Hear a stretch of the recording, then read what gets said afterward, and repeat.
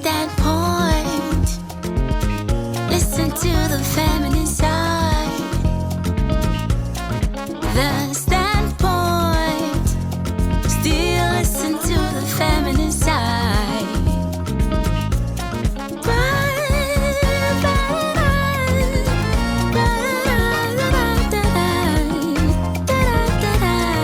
The standpoint. I can't believe May has finally ended. How was it like for you? Actually, as for me, my bread rough. There were the highs and the mediums and what have yous. But we thank God for everything that has happened thus far. We are looking forward to June, and we are looking forward to even greater things. Listen, it is easy to judge people when you don't know what goes on behind the scenes. It is easy to conclude. Today we are about to celebrate an amazing woman whose journey will marvel you.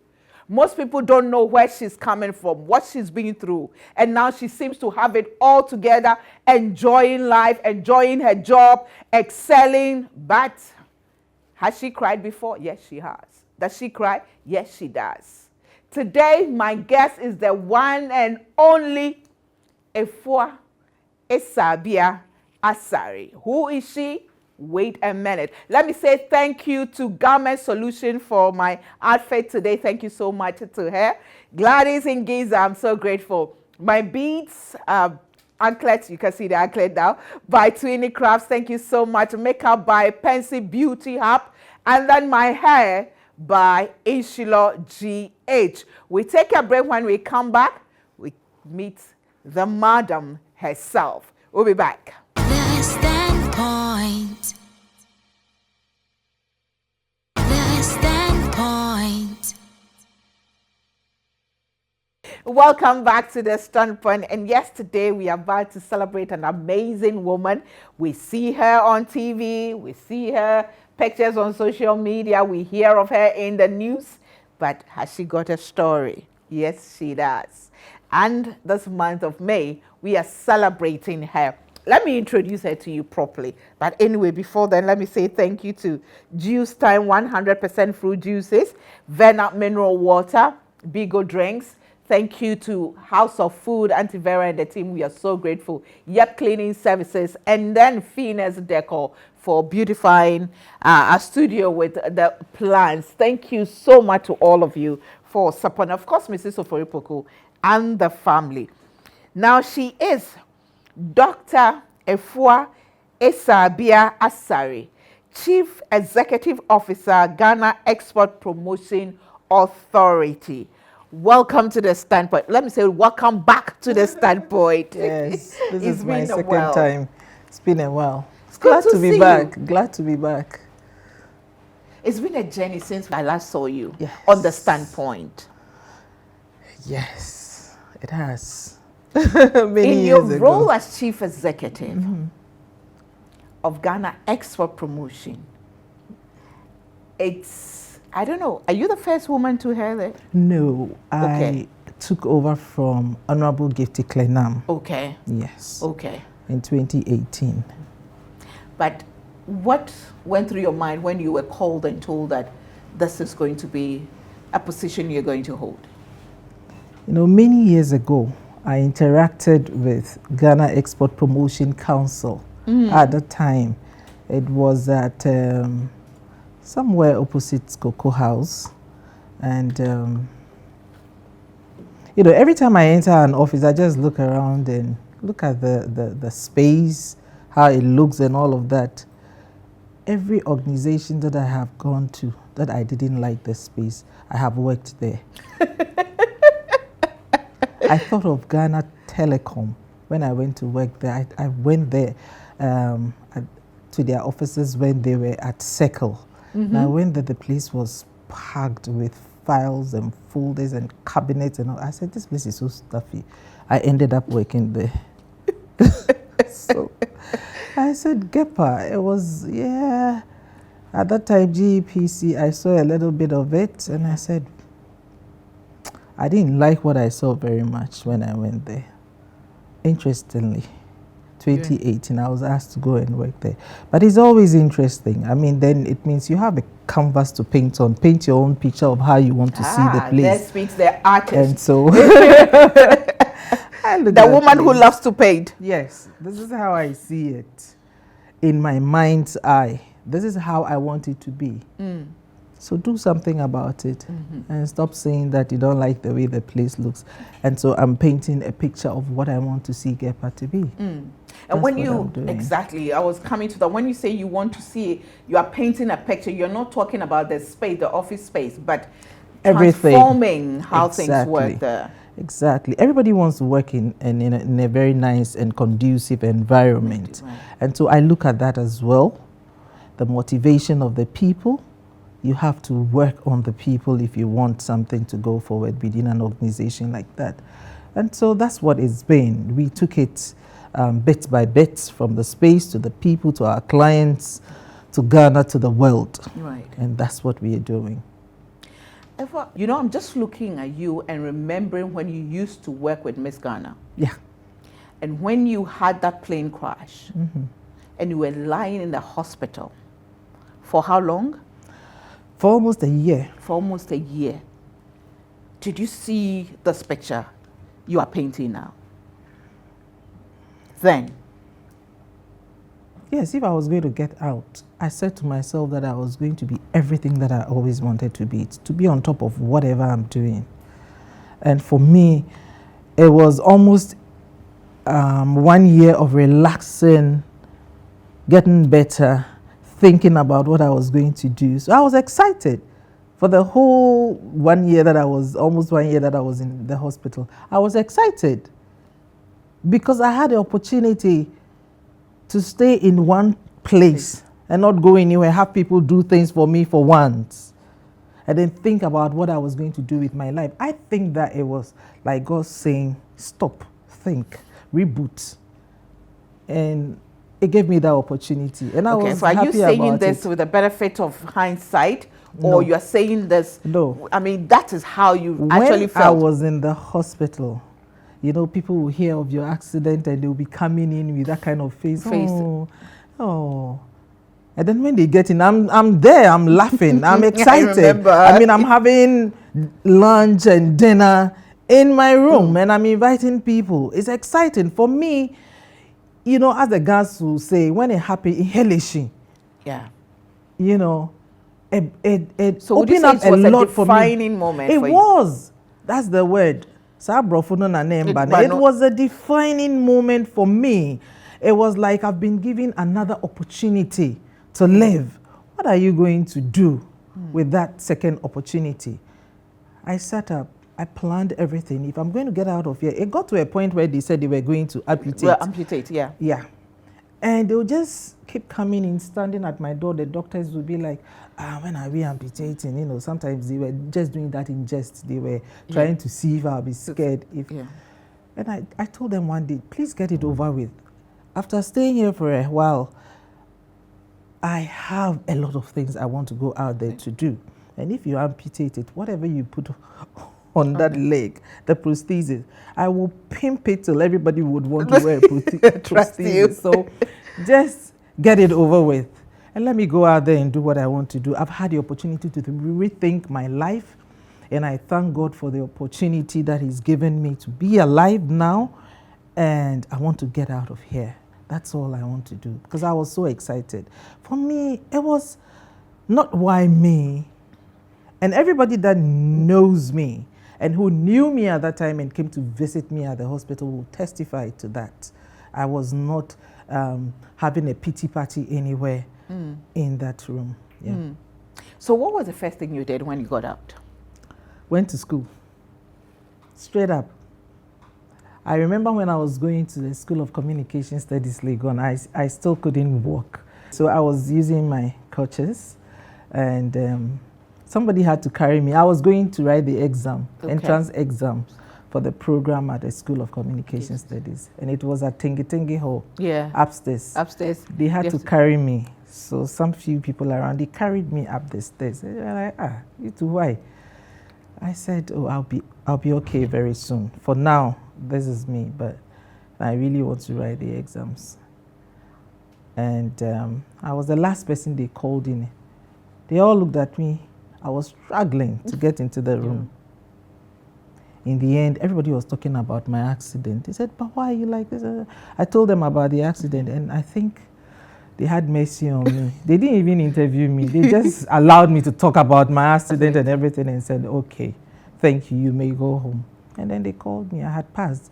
So I think I had a little sympathy, something. So it helped. As adversity working for your did. advantage. It did. It's not like I wouldn't have aced it. Of course, yeah. Of course, they saw me and the will to move on and better myself and all of that. And they said, you come back, and they didn't regret it. So I went back to school, and I went back to school, and I went back to school. You kept going back to school and bettering myself and working. Then, okay, you went back to school and did the communication, did your master's, now you have a doctorate.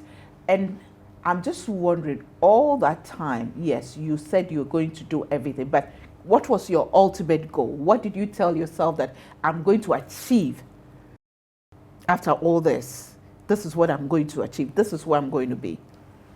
I just wanted everything that I would do to affect people positively. That's all. For me, I just wanted to, whatever I will be able to do, it should affect people positively. Because let me tell you, I was in my 30s. I really had no plans. I won't lie to you that I was one of those people who knew where she was going. I could do so many things. And I was blessed that I could do so many things. Right. And I could choose any path. And I was young, and I hadn't planned anything. But still, I was just doing anything that I could do. But I was always hoping that if I wanted to be a fashion designer, I had to be at the top. Because I could sew at that time, I could do textiles, I could do so many things. If I was going to do, and I did my LLB, I said I was going to become a lawyer because my father wanted me to be a lawyer. And I just wanted to do it to please him. But he died, and I said, okay, if he's dead, I'm done. And so I did the LLB, and I chucked it somewhere. But whatever I was going to be, I had to impact people. It was nice, when you've done something good for somebody. And so for me, that was it. I like to do things with my hands. I like to be there, being involved in growing things. I remember the last time you were on, I asked you a question. Are you a restless soul? Because you always keep going. You always, doing so many things. Let me take a break. When we come back, we'll look at your artistic side. Because not only do you paint, you carve. I sew. You sew. And the hair, we'll look at it. You're watching The Standpoint, and we are having a conversation with the Chief Executive Officer of Ghana Export Promotion Authority, Dr. Efua Isabia Asari. Let me say thank you once again to Vena Mineral Water. Vena Mineral Water has a balanced pH level. It has all the required minerals, and then low in sodium. It also engages in, sharing love and changing lives with their charitable organizations or projects. And when you drink it, trust me, not only are you getting quality water, you are also saving lives and sharing love. We'll take a break. We'll be back. The Standpoint. The Standpoint.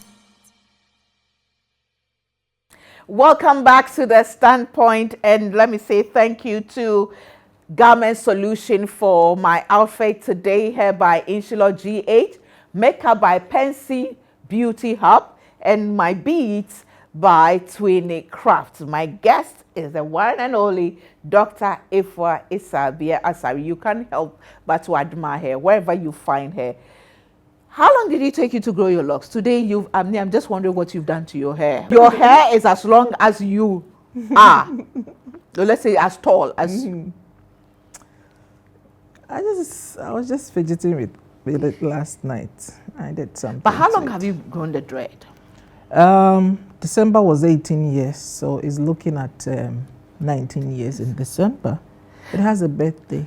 It has a like everything of yours, you're particular about it. You celebrate everything. Yes, it has a birthday and it is 70 locks. You love to celebrate every milestone. It's good, isn't it?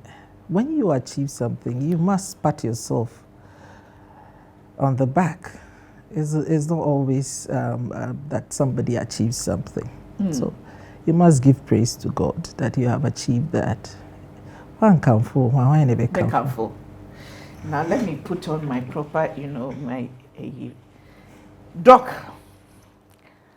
You are in a space where people have a certain perception, and then you go into meetings with your long dreads. You enter boardrooms and everything. What is always the reaction of people?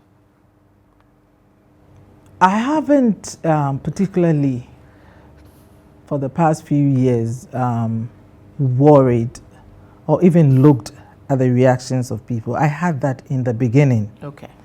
In the beginning, when I was growing my locks, I had issues and I had questions asked by people, and I was told it was not appropriate for corporates. And all of that. I stuck to my guns, and whatever will happen happened in corporates, but I moved on. I always say that's another story to tell. One day we will have to look at all of this and its implication on corporates, what women wear, how they carry themselves, how it affects them, and all of that. It's another topic for discussion. But I moved on, and I learned to ignore some of the comments and all of that. Whether you wash your hair, have you ever washed your hair? I should be stinking to high hell if I don't wash my hair. So I don't even realize it. Once a while, somebody will make you realize there's something different about you. Otherwise, I forget that I have hair that is sweeping the floor. I don't realize it until somebody calls my attention to it. So it's just... But I also realized that, and I think you agree that it's no more an issue. It is especially not. when it comes, because people have realized what you can do. They see you and your output and input, or the done, how you always are spot on. That one, we can't take it away from you. Even with your long hair, you rock it. But is this something you did intentionally or deliberately, making sure that irrespective of what you think of my hair or how I look or how I walk, I am going to make sure that intentionally it's going to speak? As they say, I am not my hair. I am not my hair. I am me. And what is within me is bigger than the hair that is on my head, So I just live my life, do what I'm supposed to do. And move on. I don't, when I did this to my hair today, anytime I jumped into the car, I'm trying to look for the hair to sweep it and put it down, and it's not there. I'm like, and it's not there. It is only when I'm getting into a car, I'm going to sleep or something else, that I remember I had that. When I'm working, it's not about my hair. No. And it's not a big deal anymore. I think in the beginning, the cultural perception of locking your hair. Okay, then she's on drugs. She's smoking weed every day. Yeah. I'm sure that everybody thinks, oh, she's smoking weed every day. But that's not the issue. I just didn't know what to do with my hair. I started locking it. It was convenient for me. And for me, that's it. Would you say your experiences has also helped you in how you were mentoring, grooming the young ladies or the women working under you or working with you? My experiences in life. In life, and then in corporate as well. Yes, my Because you raised the experiences. issue of, one day we having a proper conversation about how, ladies and women are seen and how they're expected to dress and appear. Sometimes women at the top of the corporate ladder make it very difficult for other women. They make it very difficult. I don't want to say women are enemies. No. I also hate that. But we can make it very difficult. And so I think I am always conscious of how, because I went through it. Yeah. It was very painful, a very, very painful and dark place that I was put in at that time when I was working in corporate and I was going through something like that. I have made a conscious effort not to treat women and me like that, to understand them. I'm also a woman. I try to understand. We are very complex people. We are not made to be understood. Exactly. And so I don't try to understand women. I am part of them. Right. I know what makes us tick and all of that. Right. I try to listen and empathize. And for me, not make anybody miserable. Somebody shouldn't be coming to work and be scared. You understand? Yeah. Because I have gone through it. I'm scared that I'll have to go to work, but I have to go because I have to earn something to support my family. So I don't want any woman to go through that. Your heart is palpitating every time you think of going to work in the morning. No, it is not a nice thing to go through. And so I think I make a very conscious effort not to make any woman working under me feel like that. And it permeates everything that I do, with the exporters, with manufacturers, with everybody that I come into contact with. I have to, it's purely business. I have to do it with you. I need to understand where you are coming from. We do our business, we go our separate ways. That's it. You are a very hands-on leader, a CEO. I mean, there are a number of young people I've met who say that, I can't believe she came to my stand, or she paved the way for me to be part of a group, or she paved the way for me to exhibit here and there. And I've seen pictures of you going to visit people's farms. CEOs, CEOs, no, yes, sir. Let me tell you Why? a story. Why? When I was growing up, I said one day when I'm a big woman somewhere, and I would dress like this, and I'll act like this, and I'll be like that, and I'll be like that. But I find myself not being like that. And I said, what is it? Time Nico. Now, where is all the big things you said you were going to do? It's not fun. It's not fun carrying yourself like that. I mean, working with the people that you're working with is more fun. Being there for them, being part of what it is that you're doing, growing it with them. I'm passionate about that. It's more fun. Just being yourself. Kuntai, my shoulders will hurt. I like that. So I just have to be with my people. Yeah. We work together. We grow together. We have fun together. And that, for me, that's my life. And I love it. If I'm going to do something, your daughters are here. I'm going to put Sewa on the spot. Hey. Sewa, please come. Oh, please come, La. Oh, okay. I just decided, What were you going to do? I just wanted to see your reaction. I just wanted to say, what do your children, say to you? What do they think of you? My daughter behaves more like she's my mommy. She thinks I'm crazy.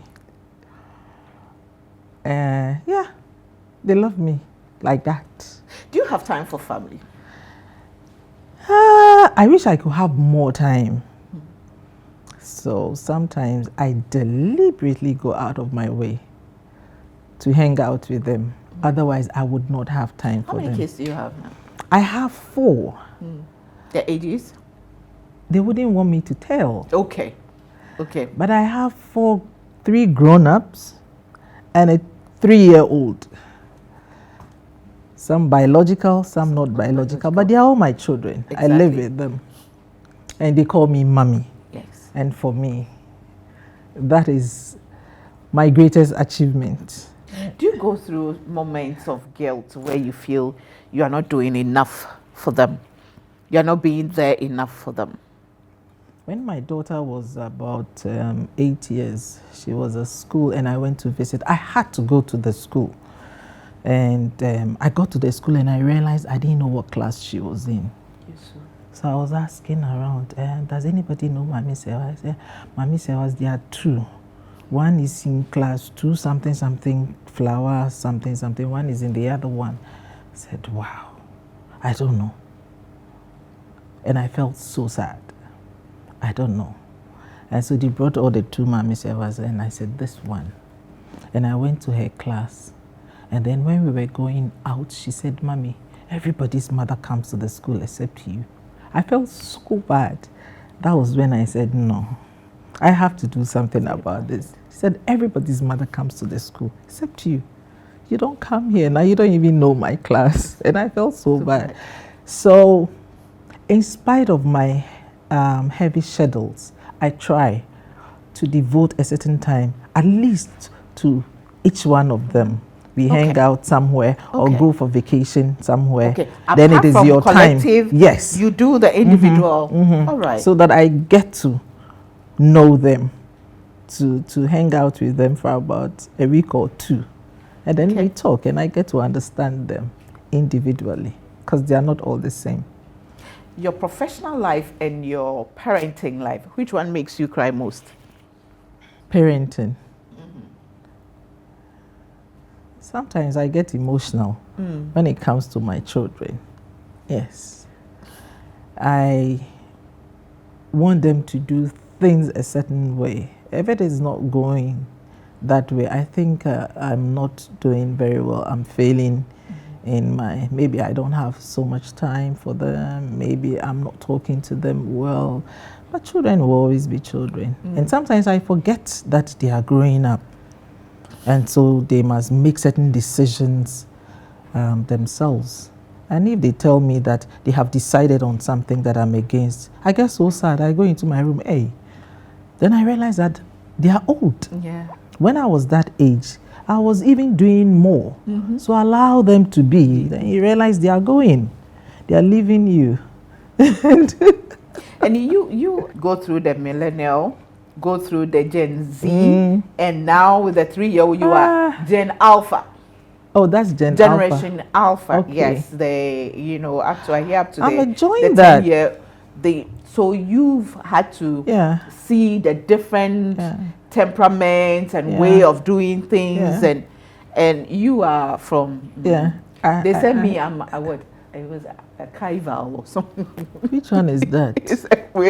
I just say it's archival, and then there's the ancient. And I must be ancient. Then there's the ancestral as well. I don't know about these things, but I'm enjoying the little one.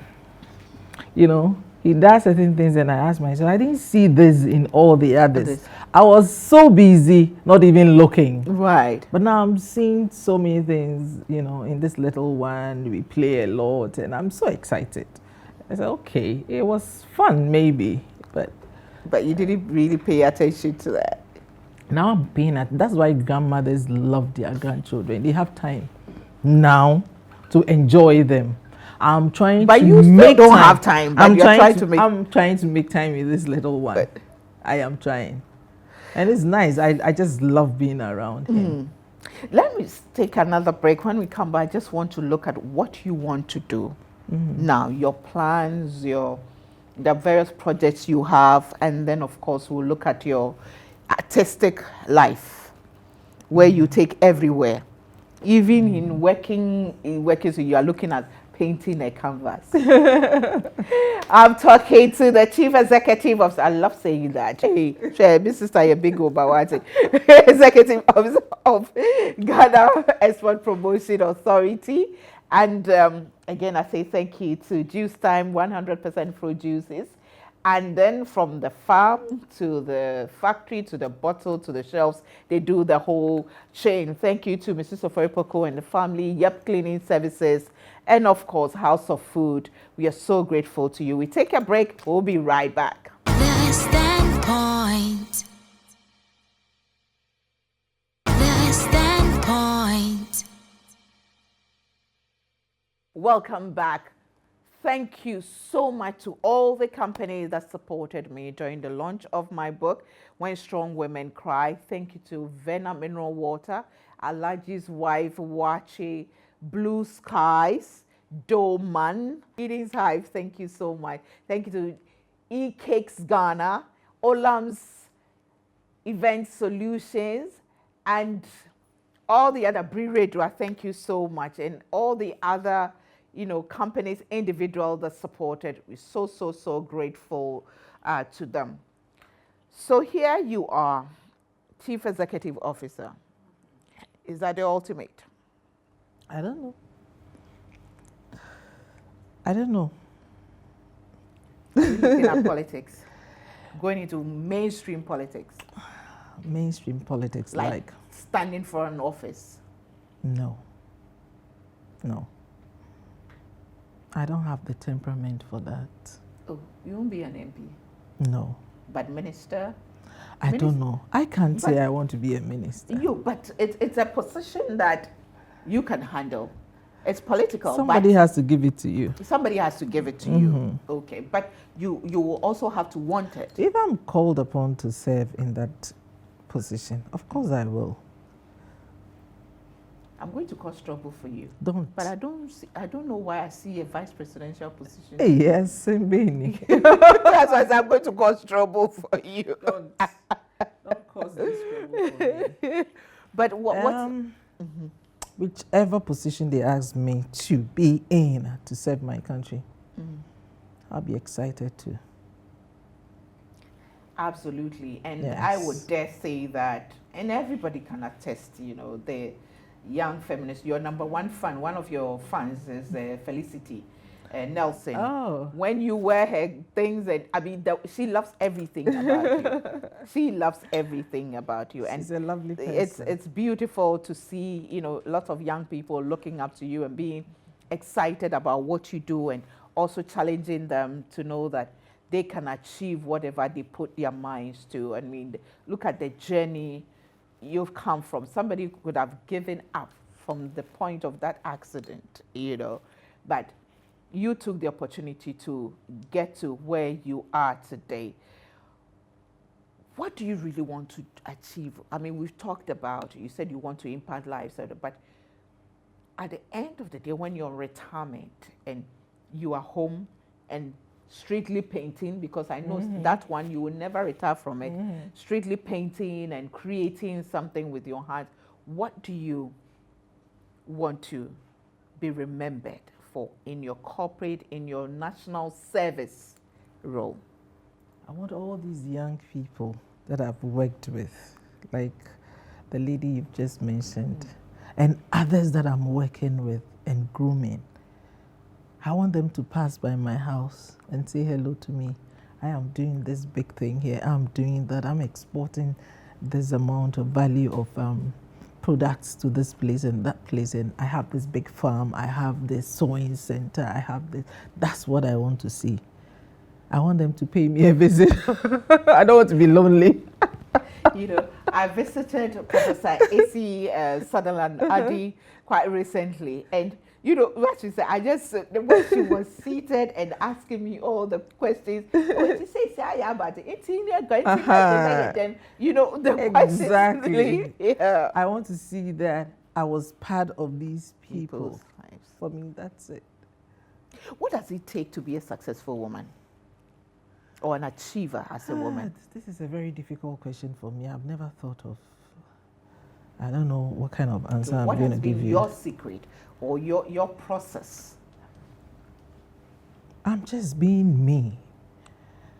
And education is important. But somebody, you say, I've seen so many people who are not educated, who have made it.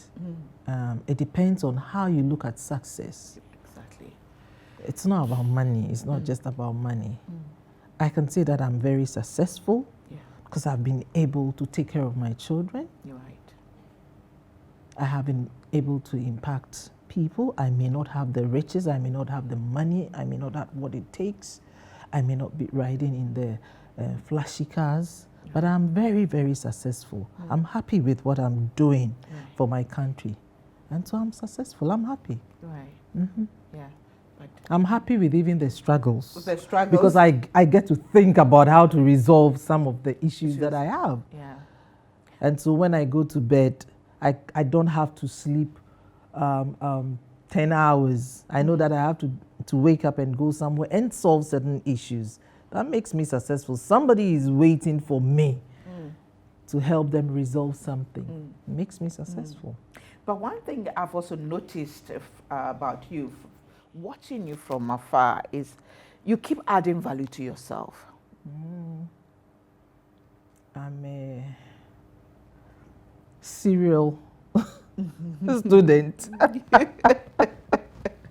Maybe I just love going to school. But you see, it all came together. It helps me with where I am. I didn't know I'll find myself here, but I knew that it will all come together to help me in whatever endeavor that I'll be pursuing in future. When I started, it's not like I started going to these schools very early on in life. No, somewhere in my 20s. Because my teenage years into 20s were all hustling years. But I said, when I get money, I'll go to school. And I did that. And I kept on going. It's like I was in a hurry to catch up with my mates when I wasn't going to school and I was working. But I gave myself a certain target that I need to educate myself so that when something comes up somewhere, obi behwe me qualification na we hu me mobo. So you've got what I it kept takes. on going. And it all came together. And it has helped. So Attitude and character. What role does it play in the woman who is on the path to achievement, to attain the highest? you're so intellectual. When you ask the questions, I don't even know what to say. Gifty. Attitude and character. Yeah. Because let's say, Ojefe say, wow, Pepe. You know? So it is very, very. I'm always saying that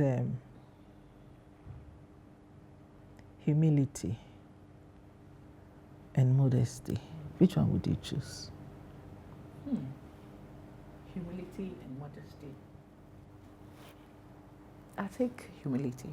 Really? It's not a virtue for me, humility. Modesty is. Because I think a humble person is modest. I think a modest person is humble. Okay, I get where you're going now. So I get where you're going now. yeah, so character is very important. Everything you do forms your character. And sometimes you should be deliberate about the formation of your character. I mean, we are born with certain traits that we can do anything about. But sometimes you just look in the mirror and ask yourself, who am I? What am I projecting out there? Like I tell the young ones, everything that you put on Facebook is shaping your character that people see out there. So don't let people have that perception of you that you don't have of yourself, but it is what you are putting out there. So you can shape your character, you can work on it. You're a brand.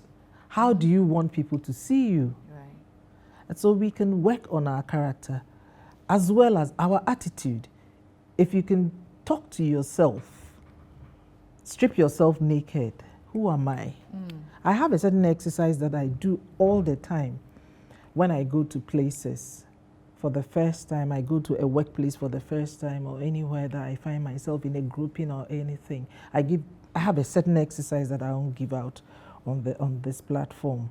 But by the end of the day, they would have told me who and how they see me. And I have an album that I keep these pieces of information in. And when I compare, there's a trend. All these people that I meet, they don't know each other, but they virtually talk about the same thing. You are like this, you are like that, you are like that, you are like that. It means a lot of people are seeing this character trait in me, whether it's good or it's bad. And so I sit down to study it. Okay, they say you are too aggressive. I have to understand what makes me aggressive or what makes me come across as aggressive. and then like I'm sitting here, I'm trying so hard Just say, for "I am people one to worker." see me And as me one worker. me a very, very calm person. But I am. And if I wasn't, don't do that. If I wasn't, I have learned Then to be, because then I saw aggressive. Why are they saying I'm aggressive? Maybe it's the way I talk. Maybe it's the way I do certain things. So every day we are learning new things about ourselves, and you must be open for feedback sometimes. It is very difficult, but you must know how to manage it. You don't just take any feedback from anybody, but you must take feedback. And those are little gems that you can polish to become gold. Yeah. The gold in you. That brings to mind a quote from, my book, When Strong Women Cry, from Angela Dramina-Boaje, Dr. Angela Dramina-Boaje. She said, I have toned down on certain areas. Maybe it's maturity, but I have not lost my passion, my belief, my determination to still pursue the empowerment of women. Totally, I still believe that God created us equal, and a woman has a place, and for me, it hit me. It is true. It hit me because we all felt that, looks like, I'll slow down, kakra. That fire, we know the fire. It comes with maturity, Yeah. and also a lot of things about life. Yeah. And then suddenly, all the little infractions are just, little infractions, really. And then we also mature to the extent that we're able to treat issues better. We found better ways of discussing issues, of treating issues, of resolving, challenges and all of that. So I think it also comes with maturity.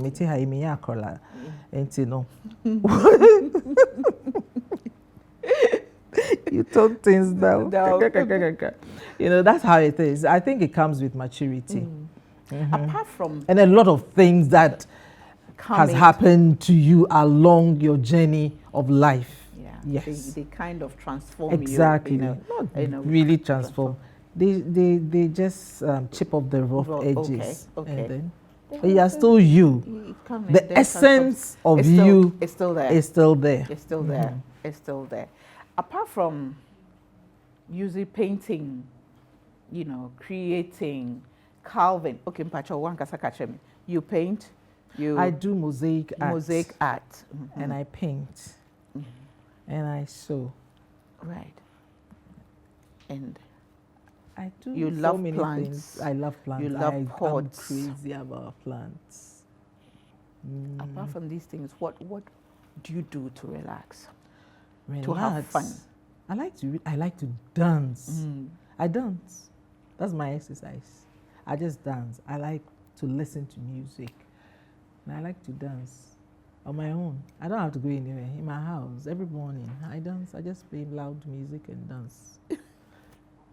That wakes me up to do any other thing.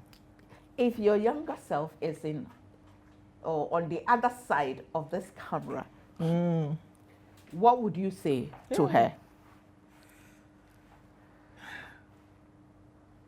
Focus.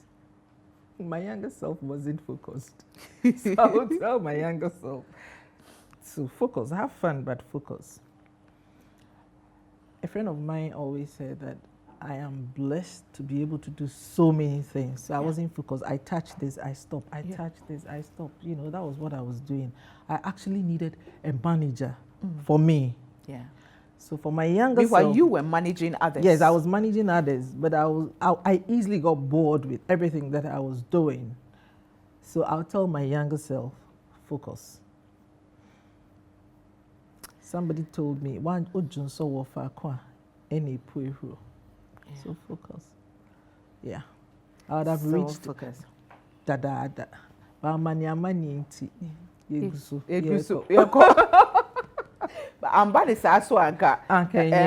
Yeah, we have learned a lot along that journey. Yeah. Yes.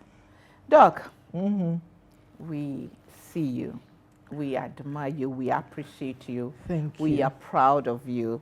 And in this month of May that we are celebrating mothers, because not only are you mothering your biological children, you are mothering the exporters, those you work with, those you go out to mentor directly and indirectly. So, Sebi, kakra yikitano.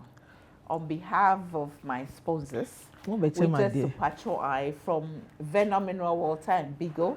We are bringing you drinks, 2 packs each. We also have a box of Vita Milk from Vita Milk for you. Hey. Vita Milk for you. It's good we also, yes, we have a package from Unilever, Geisha, and Pepsodent. You may find shows them for you. Thank you. And then the last one from Twinny Crafts. Oh my goodness. They made something really special for you. My people. Yes. Oh my God. I told them you were coming and they made something special for you. Mami says, "Mini bebria." That would be witchcraft. So wow. they say I should tell you they really appreciate you. I'm so They appreciative. spoke about you without knowing that I know you. Oh, you see You why just- I'll be I happy know. when I'm old and I'll be sitting in my house. And I all was these sitting at nice their people, hall and they were talking about you. I smiled and told them, "Oh, maybe interview, no, definitely." They said, "Really?" So they I'm got so this happy. for you. I'm so appreciative of this. Please tell them and I'll call them. They have their number here. Yeah. Twinny Crafts. Sweetie Crafts, yes. So Thank you. Thank you so And much. thank And you we to say Verna and thank you to Unilever for the geisha and the other products. Thank the you. Vita Milk. Yes. Vita Milk, yes. So we thank Which you. I'll drink myself. It's important. Yes. There are some people watching you. Please make sure you don't take it to put in your office. The ladies sitting there, the way they are looking and smiling. Oh, I'll share with them so they will know the goodness of all the stuff that I have, that they can patronize it. It's my mom kakra. So, who you there? You are too nice. My mom kakra. That's fine. Thank you so much. Thank We wish you. you all the best. Thank you. Okay, but Thank that you. conversation we must have. Yes. You know, especially how we treat Yes. ladies in I the think it's corporate a world. very, very The important conversation that yeah. we must have. Okay. I promise that next time I won't keep you waiting that long. Fetch me. When you're coming to work, are you scared?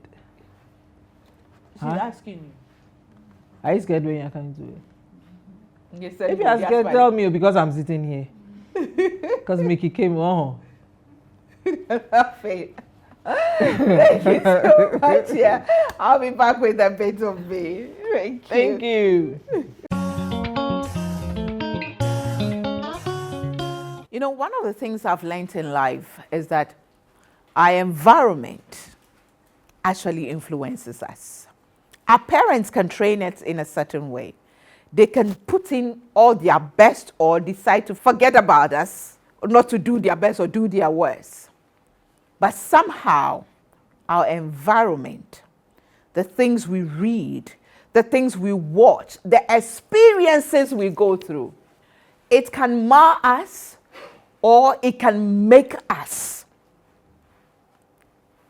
So be careful how you react to the circumstances that you find yourself in at every given time. Somebody said when your back is against the wall, you have to strategize on how to move forward. Because when it's against the wall, unless you have that special, this thing, you can't vanish through or you can't go through the wall. You have to move forward. And sometimes moving forward, you can see the obstacles in there. Do not be scared by the obstacles you see, but you have to strategize on how you can overcome that obstacle, that challenge. Are you going to jump over it? Are you going to go under it? Are you going to go around it? Are you going to walk through it? What is it going to be? Let nothing stop you. Let nothing block your progress. Again, I repeat, and you know I keep saying this. If it is not killing you, if it's not destroying you, if it's not harming you, if it's not demeaning you. Even demeaning is relative, because you can be doing your best and somebody can see it as demeaning, but ultimately it's you. How desperately do you, how much do you want to achieve this? Let nothing stop you. Challenges will come. It's okay to rest. It's okay to take a break. It's okay to relax. It's okay to stop running and start walking and even crawling. But what is not okay is for you to give up. Don't ever give up. Life happens, but life goes on. I remain a woman with super crazy faith in God. I know God has got us covered. I know God has a way of turning my adversity into an advantage for me. But I also know that He's given me wisdom. What I do with that wisdom is up to me. Stay focused, woman. Stay focused. Keep your eye on that ball. They see in you what you do not see, so they want to destroy it. Don't let them. Keep moving. Keep pushing.